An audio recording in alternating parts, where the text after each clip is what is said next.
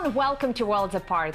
Going against the tide and defying the so-called Washington consensus is never easy, especially if your country's entire financial system and international reputation are at stake.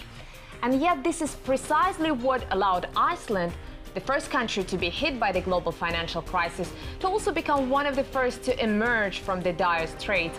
What are the pros and cons of having your own way, both in the global economy and in global politics? Well, to discuss that, I'm now joined by none other than the President of Iceland, Ólafur Grímsson. Mr. President, it's an honor for me to have you in the studio. Thank you very much for that. Now, as I just said, Iceland was the first country to be hit extremely hard by the global financial crisis. And 5 years on, who do you think was to blame for that? Was it the bankers? Was it the individual governments? Or perhaps the whole system of runaway capitalism? To some extent, we were all to blame for it, especially those of us who had been involved for a long time in political affairs, in the business side of our economy, and even the prevailing spirit of the times. As you know, the theory came out of America and Britain in the 70s and the 80s, that the more you deregulated, the more freedom you gave to the financial markets, the more you privatized, everybody would be prosperous, everybody would be happy. And this was an ideology which was presented as economic science. Mm-hmm. And then, of course, we found out when the banks collapsed that this formula was poisonous, was dangerous, and it was a very costly experience, a very challenging experience. But in the years since, we have learned some very hard lessons, which will be with us for a long time. And if I can pick up on this point, I know that in many of your speeches, you stressed that you believe that that crisis presented a major threat not only to your country's economic well-being, but also to your entire political system and democracy. And I think this is a very unusual notion for a Western politician, because it's somehow assumed in the West that once you become a democratic country, once you join the club, you are there forever. And yet you seem to be suggesting that even an established democracy can go backwards, and this may happen in a relatively short period of time. Well, this is a very important point, because the main pillar, perhaps, of this financial ideology that has been called the Western consensus, and you mentioned in the beginning, has been that financial markets and democracy would always go hand in hand. They would always move forward in a harmony. There would never be an inherent conflict. And this then developed also from the Thatcher and the Reagan years into a notion that of the fundamental parts of our societies, the market was supreme.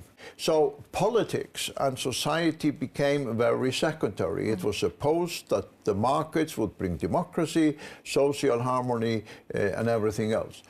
And Iceland was a very interesting testing case for this theory, because it is difficult to find a country which is more peaceful, more secure, with a democratic tradition ranging back to a parliament which was established 1,000 years ago.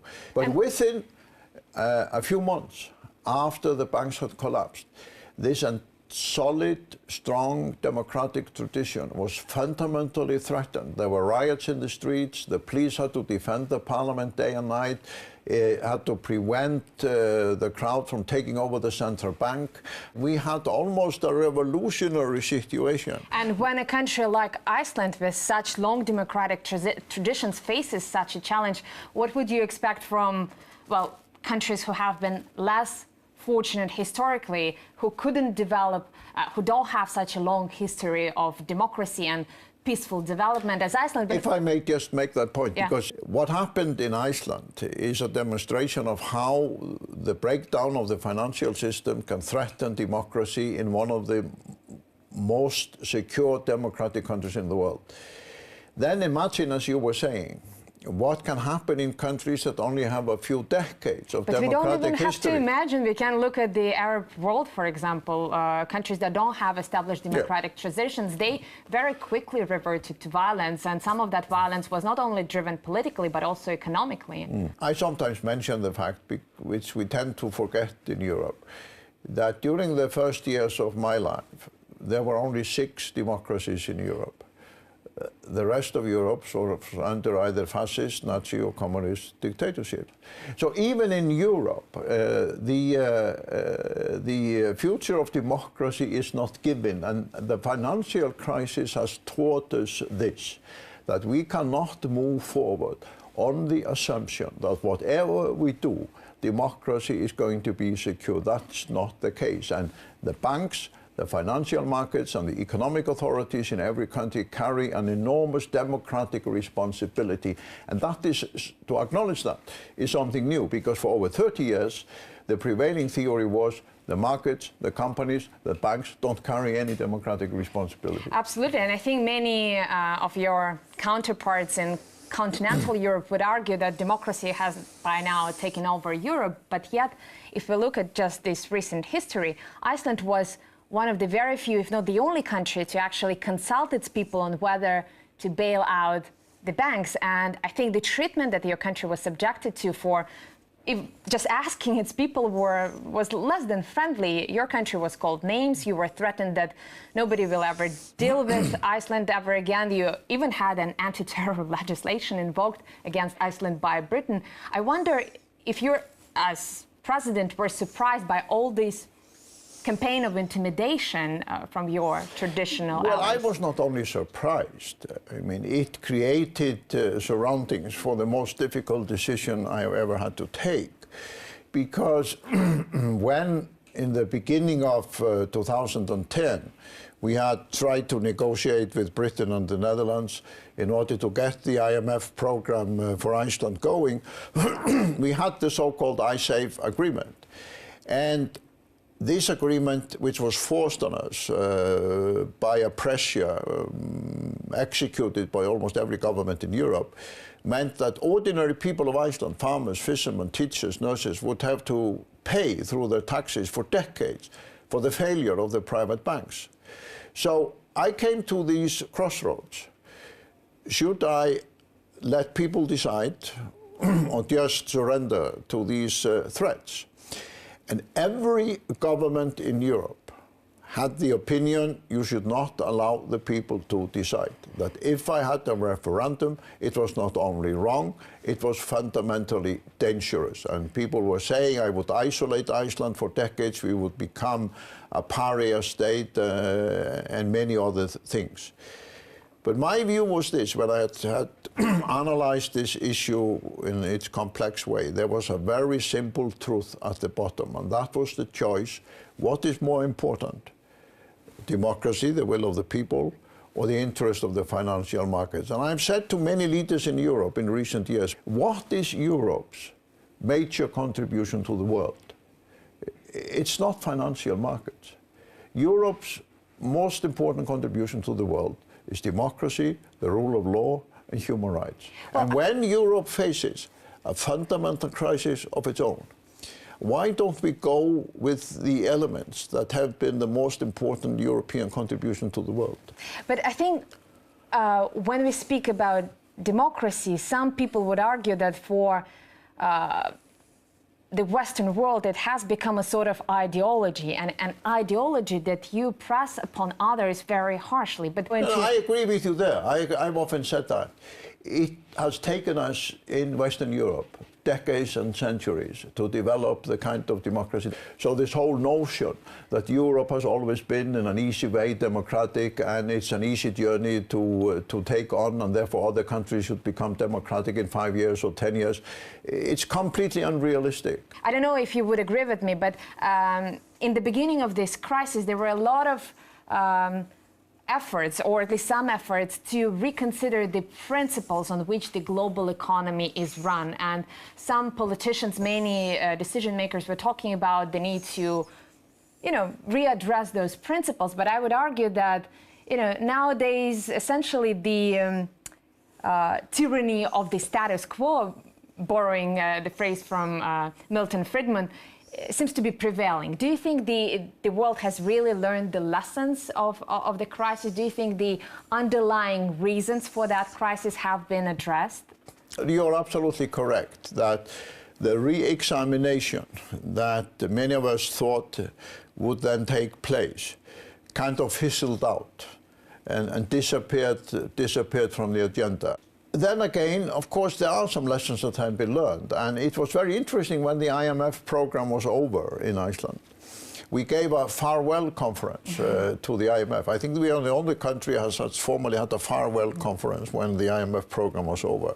And the high officials of the IMF were intellectually honest enough to acknowledge that maybe they had learned more from dealing with the Icelandic crisis than they had taught us. And now we know that what they were arguing with respect to us, and more than arguing, what they were advocating and pressurizing us to do, turned out to be not only economically wrong and democratically wrong, but also illegal. I think they absolutely have to have the moral and intellectual honesty to concede that, but that would also require reassessing the whole economic theory, the so-called economic orthodoxy that you so often refer to. And I already mentioned Milton Friedman, one of the gurus of Western economic thought, and I know that back in the 80s you had a chance to debate with him, and what struck me about that debate is that he used the phrase welfare state in an almost pejorative sense, and at some point he almost accused you of siding with the communists and the oppressors. Let's listen to what he had to say about your ideas at the time. Those societies that have tried to carry out the views you're now expressing are the societies of misery, of tyranny, of slavery. The ideas you're expressing are the ideas that were expressed by the leaders of the Soviet Union. They were the ideas that were expressed by the leaders of China. They are the ideas that have been expressed in every country that has sought to go down the direction you're describing, has ended up with tyranny and misery.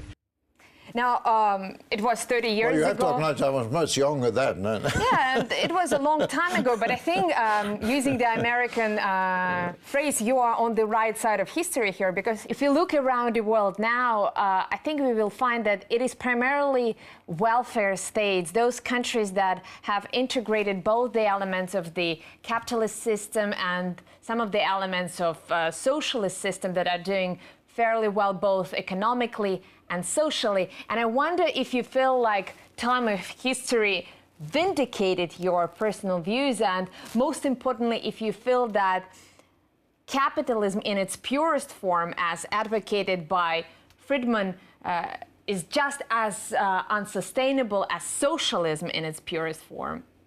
Well, I think the problem with this argument that Milton Friedman was advocating, and problem with many of my friends in America, both in the business world and the academic world, is that they still think that what we call welfare society in the Nordic countries and a competitive capitalistic market system cannot go hand in hand.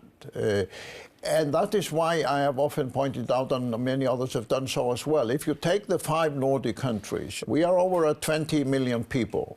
So we don't have to debate the theory. We have a practical laboratory of the Nordic countries, which are by all measures always ranking among the top countries in terms of a competitive market economy. But they are also among the top countries in terms of welfare policies, the right to health care, education, equality of women, social policies.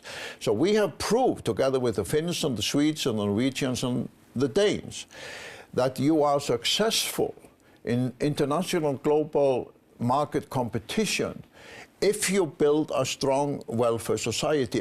Because the entire business community in the Nordic countries is in favor of the welfare state, the right to education and healthcare and everything else, because they have seen from decades of experience that it's fundamentally good for business. Whereas in America, you have a system where the big corporations and the companies have to worry about the health insurance and the welfare of their employees, and if the company goes bankrupt, the pensions and the social rights of the workers and the people who were employed by the company simply wither away.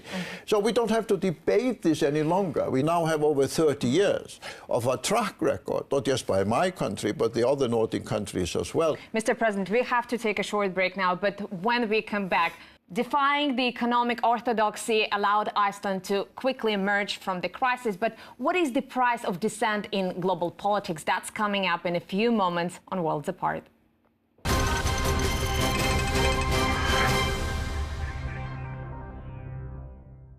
Welcome back to Worlds Apart, where we are discussing the pros and cons of doing it your way with Iceland's President Olafur Grimsson. Mr. Grimsson, Iceland seems to be so far removed from the rest of the world. I wonder if you yourself and your people pay any attention to what is happening in the rest of the world. I'm sorry for putting it so bluntly. What I mean, of course, is the major geopolitical events and the geopolitical clash over Syria. Do you think there is any interest in that in your country? Of course, Iceland is a country which is an integral part of the global community, and the people of Iceland follow very closely events, human rights issues, situation of war and refugees in other parts of the world. So we try to play our part, both through our membership in the United Nations, in NATO, and in other organizations. I know that your country has a long-standing policy of neutrality. You don't have a standing army in Iceland. I wonder, where does it leave you? Where does it leave Iceland on the issue of military intervention? Do you support it alongside most of the European countries, or do you oppose it? Well, I don't think it is a true statement to say most European countries favor a military invention. I think, on the contrary, I think most European countries, leaders have spoken I think in favor most of European countries have welcomed the results of the dialogue between Russia and the United States, between President Putin and Obama and your foreign minister and the Secretary of State. And I had a meeting with Ban Ki-moon just 2 days ago, and the essence of our discussion there was our strong support for the United Nations as the legal framework for dealing with these issues. Because if you look at the experience of Iraq, of the Middle East, the situation in Syria and elsewhere, you draw one lesson from this experience, that it's an extremely complicated territory, that you have conflicting historical, religious, and even tribal interests.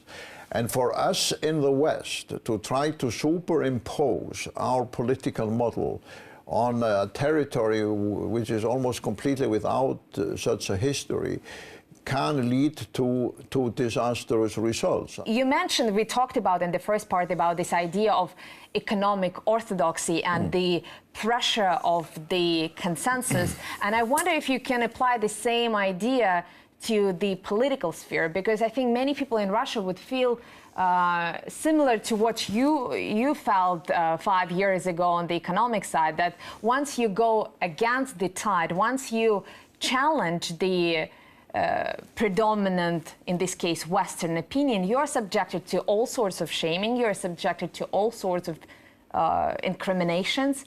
Even if you just dare to voice your opinion, which happens to be different from Western opinion, do you think there's still a price to pay in global politics for not conforming, not going along with predominant Washington consensus? Of course there can be a price, of course, and that is why I told you before, when I took the decision to go against every government in Europe by allowing the people of Iceland to vote, have a referendum, it was the riskiest decision I've ever taken, and it required a very deep conviction in order to go against, as I said, every government in Europe.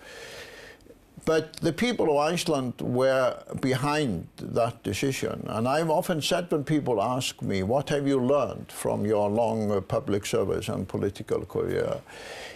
And the answer is really simple. to trust the people, and I mean the ordinary people, their inner wisdom and their guidance. They are often much more sophisticated in their analysis of what matters than the so-called experts or the leaders of countries. And when we approach other parts of the world, we should also humbly remember in Europe that it was not easy for us to become democratic. It was a costly exercise. And it took you a lot of time. There were millions and millions of Europeans who died in European wars and European conflicts within the lifetime of myself and my parents in order to make Europe democratic. So for us in Europe, to try to tell other parts of the world that there is somehow a magic formula where you can create democracy and a society of human rights in a matter of few years cannot be told from our own European experience. And if it didn't succeed for us,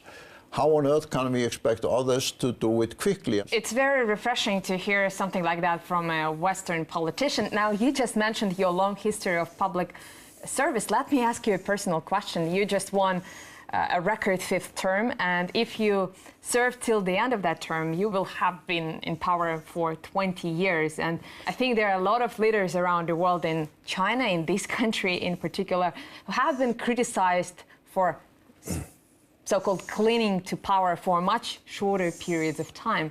And I wonder, how long do you think is too long for a politician to dedicate to his service? Well, if you had asked me when I was elected whether I thought 20 years was too long, I would have given you unhesitantly the answer, yes, of course it's too long. I intended to step down 2 years ago when my 4th term was over. And I actually made a trip to Antarctica with a group of friends and my wife to take a look at the melting of the ice in Antarctica. And while I was there, I couldn't have been further away. There was a petition started that people wanted me to stand again. Partly because of the uncertainties over many of these issues. And in the end, it became a moral question for myself, because I didn't intend to run for the 5th term. And I faced a situation where people had shown me an extraordinary trust by electing me, and now they wanted me to continue, and I had to repay that trust. Because as I said before, to me, the bond between somebody who was elected to represent the people, whether it's a president or a member of parliament, it is fundamentally a question of trust, If people elect representatives again, before we start condemning it, we should ask ourselves, maybe there are some wise reasons that people decided to do that. But of course, you have attempts of leaders to cling to power and want to be longer in office. But to me, this is fundamentally a service. It's not about power, and it's about trust, where I know I could lose the confidence of the Icelandic people next week. Nothing is given in this. So even if you're elected every 4 years, my experience tells me you have to earn their trust every day, every week, every month. But I guess the same type of argument could be used by any other leader in any other country, no matter whether it's Iceland, China, for example, or well, you don't have Russia. elections in China the same way as we have in Iceland. I mean, you have a different historic tradition yes, from sure. China, and that's right. Many Chinese experts and Chinese leaders would argue that what you have in the West or in America is a popularity contest, whereas in China they have a system of qualified choice. You cannot be unexperienced in order to be selected. But since you're talking about that, I know you are very interested in the intellectual side of politics. A good friend of mine, an American-European businessman, Nicholas Begrudin, published together with a friend of his last year a very interesting book where he was arguing you take the best of the Chinese tradition and the best of the Western tradition, and you try to combine those in a new type of political system. But I found it remarkable that a very respected Western businessman and intellectual was arguing that part of the solution to the European and the Western economic and financial crisis was to learn from some of the Chinese practices as well as from our own democratic tradition. Well, that leads me to actually my final question. I think we have to be open-minded, not just about accepting, you know, some Chinese experience or some Western experience, but also maybe some Russian experience or some African experience. But staying on the issue of Russia and China, I think what's interesting about the relation between the West and these two countries is that some Western countries cannot afford not to deal with Russia and China, but they're sort of embarrassed about having to do that. And what's interesting to me personally about Iceland is that your country seemed to be very open-minded about dealing with, you know, all sorts of countries without passing moral judgments. And I wonder, why don't you feel confined to any particular group? Because obviously you belong to the West, you are a European country with supposedly European democratic values, and yet you can afford to be open-minded about dealing with the world. No, this is a very interesting point. I have strongly emphasized the need for my country to have constructive dialogue with the United States, and in a few weeks' time I'm bringing many distinguished leaders from the US to come to my country. But at the same time, I have felt it not only necessary, but very constructive and positive to engage with Russia and China. This is my third meeting with President Putin on the Arctic in the last few years. In the last 7 or 8 years, almost every year, I had a meeting with the President or the Prime Minister of China. So I don't accept that there is a conflict between being highly engaged with the US, as I have been for many years, or making state visits to Germany and France, and also being very constructively engaged with Russia and China. And when people are perplexed by that view, I ask them the question, how on earth are we going to construct a positive, dynamic global economy and a civilized society in the 21st century without a strong engagement from Russia and China? It's simply not possible. Well, I think your solution is just treating other countries as equals. But, Mr. President, unfortunately, we have to leave it here. I really appreciate your time here. And to our viewers, please join us again. Same place, same time, here on Worlds Apart.